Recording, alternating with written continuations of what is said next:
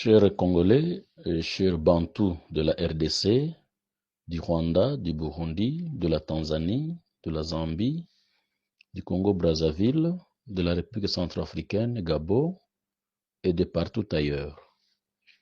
Je fais cet audio à partir du pays où je vis pour dire au peuple bantou de l'Afrique centrale et australe que la guerre que mène le Rwanda en RD Congo ne doit pas être perçue comme une guerre réelle.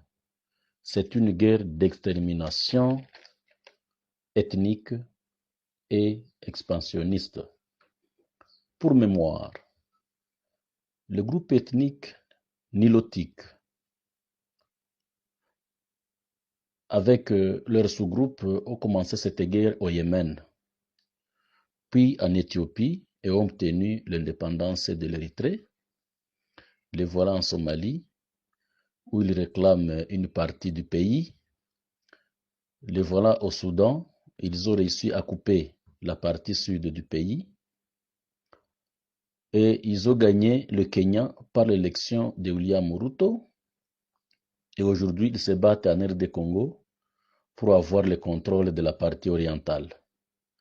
Et cette partie orientale, elle est visée par le fait que les riches en ressources naturelles qu'ils pensent exploiter et financer leur guerre expansionniste vers le Burundi, vers la Tanzanie, vers la RCA, le Congo-Brazza et d'autres pays plus tard. Ici où nous vivons, des réunions s'intensifient composées de peuples nilotes essentiellement pour tracer les plans qui pourra se réaliser même dans 50 ans. Dans cette démarche, ils ont reconnu que le blocage réside à la résistance des peuples bantous en RDC, et principalement les Hutus de la République démocratique du Congo. C'est pourquoi, pour permettre une avancée paisible sur la RDC et éviter que les Hutus du Rwanda ne soient pas un autre blocage plus tard à ces plans, ils ont décidé d'envoyer des troupes en RDC essentiellement composées de militaires Hutus rwandais avec un commandement minoritaire de Tutsis. Dans leur plan d'attaque, ils ont décidé de viser les zones congolaises peuplées par les Hutus pour les rendre économiquement faibles et exterminer les jeunes. Et dans leur défensif, et là ce sont les Congolais, ils ont réalisé que ce sont des jeunes Hutus congolais qui seront à l'avant-plan pour jouer la défensive et ils doivent mourir comme les Hutus rwandais doivent mourir. Et dans ce cas-là, ils seraient en train d'exterminer les jeunes Hutus car ils constatent que ce sont les Hutus qui constituent le principal blocage. Ensuite, ils vont attaquer les autres Bantous, notamment habitant le Nord Kivu, et comme ils les ont constatés, comme ce sont des Wazalendo, des groupes ethniques Bantous, parce que dans ces jeunes Wazalendo, vous ne verrez jamais un seul Tutsi Muzalendo avec les autres Wazalendo. Pour dire qu'ils ont tracé bien ce plan, ils ont déjà évacué tous les jeunes Tutsis qui combattent le Congo et ils ont déjà enrôlé dans l'armée rwandaise. Ils ne sont pas des militaires congolais Tutsis, mais ils sont Tutsis ramenés du Congo pour aller combattre dans l'armée rwandaise.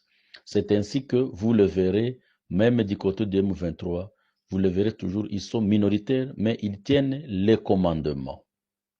Et donc, dans ce même plat, ils ont reconnu la force économique des Bantous, du groupe Nande, et surtout la force économique qui s'impose en Ouganda.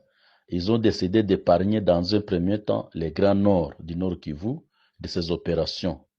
Ils réservent à cette partie nord un plan de destruction à petit feu, parce que ils ont pensé que en attaquant directement le Grand Nord comme ils attaquent le Grand Sud, l'économie de l'Ouganda est tenue à 70% par le peuple Nande.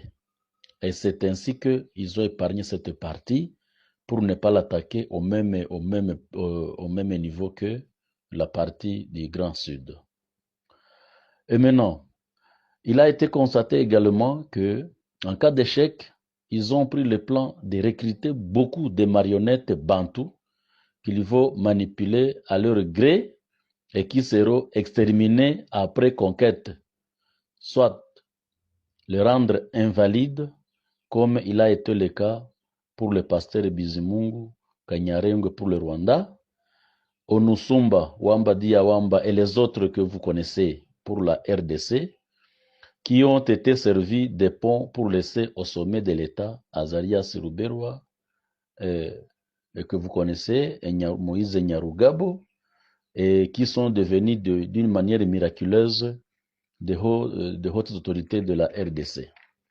J'appelle donc à la conscience de toutes ces marionnettes utilisées par M. Paul Kagame pour s'auto-exterminer et faciliter les pertes de l'identité et l'entité de Bantou en Afrique centrale et australe, de pouvoir prendre conscience et abandonner ces plans macabres qui visent l'entité et l'identité du peuple bantou.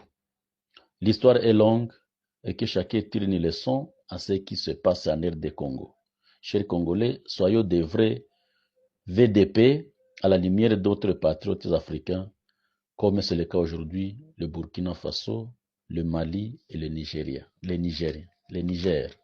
Et donc, c'est un message que je lance